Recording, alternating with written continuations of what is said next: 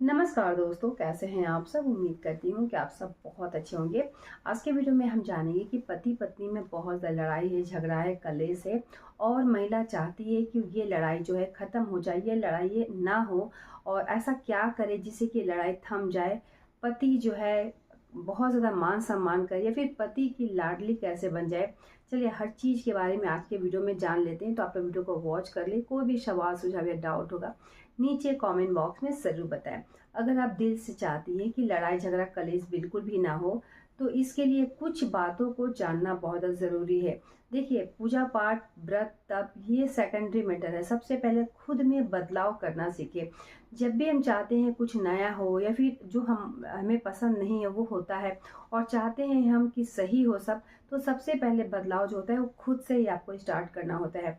तो अगर आप चाहती हैं कि घर का जो वातावरण है बिल्कुल सही हो जाए, पति की दिल की रानी आप बन जाए, पति की लाडली बन जाए, तो ऐसे में आपको क्या करना चाहिए। सबसे पहले पॉइंट की बात करें कि अपने हस्बैंड पर ध्यान आपको ज़्यादा देना चाहिए।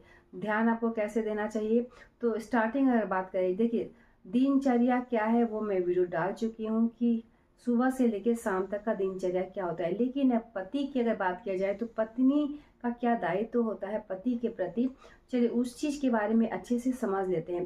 तो सबसे पहले तो जैसे देखिए, पति के साथ कभी भी तू मैं लड़ाई झगड़ा बिल्कुल भी नहीं करना चाहिए।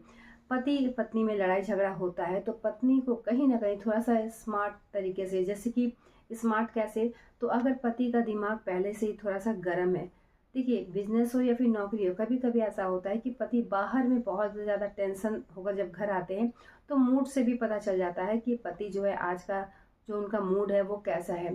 तो अगर कभी कभी होता है ना कि मूड खराब हो जाता है, तो थोड़ा सा अगर कोई आप गलती भी करती हैं तो पति बहुत ज़्यादा भड़क जाते हैं। और जब मूड अच्छा होता है तो बहुत बड़ी गलती पर भी पति जो है कुछ नहीं बोलते हैं।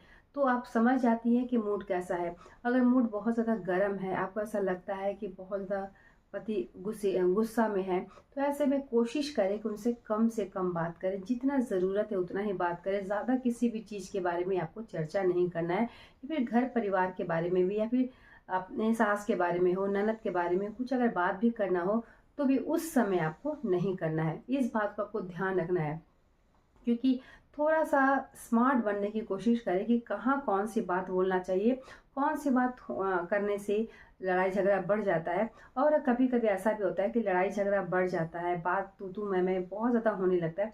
उस जगह पे चुप रहना सीखे, कहाँ बोलना चाहिए, कहाँ चुप रहना चाहिए, कौन सी बात के ऊपर आपको तर्क वितर्क ज़्यादा करना चाहिए, इन सब बातों को ध्यान रखें। बहुत ज़्यादा अगर हस्बैंड गुस्सा हो तो ऐसे में आप चुप रहें, और जब हस्बैंड शांत हो तो इस विषय पे आप बात कर सकती हैं। तो एक तो ये बात हो गया। दूसरा जो होता है, देखिए हस्बैंड वाइफ के बीच जो झगड़ा होता है, पहला कारण ये भी होता है कि खाना को लेकर। खाना उन्हें कुछ पसंद है, आप कुछ बना कर देती हैं, तो पति जब खाना खाए तो उन्हें गरम गरम बना कर दे, अच्छे से खाना बना कर दे। पति को कभी भी चूल्हे से उतार कर डायरेक्ट खाना नहीं देना चाहिए, या फिर चूल्हे जैसे कि चूल्हा गैस से उतार कर आप एक तो जो है खाने को सही जगह पे रख ले, उसके बाद अच्छे से निकाल कर दे। कहा जाता है ना कि जब चढ़ा हुआ चूल्हे से, गैस से अगर खाना निकाल कर देती है तो चढ़ा हुआ मिजाज भी जो है वो ठंडा हो जाता है, या फिर कहा जाता है कि जो कार्य होते होते भी रुक जाता है। तो ये छोटी छोटी बातें हैं, घर गृहस्थी से संबंधित है, कुछ बातों को जानना बहुत ज़रूरी है। ठीक है। और पति जो है, जैसे कि मैं बताई कि खाना पीना जो है सही समय पे दे, उनको कोशिश करे कि जो ही खाना है उनको गर्म करके दे, अच्छे से परोस के दे। तो ये भी एक कारण हो सकता है जिससे कि पति पत्नी में जो है प्यार जो है वो बढ़ने लगेगा। तीसरे पॉइंट की बात करें कि लड़ाई झगड़ा का एक वजह ये भी होता है, देखिए उनको कौन सा कपड़ा पहन के जाना है, उनका बनियान, उनका तौलिया, उनका गंजी, उनका जंगिया, उनका मोजा सही समय पर सही जगह पर जरूर रख दे। ये भी कारण हो सकता है लड़ाई झगड़ा बहुत ज्यादा।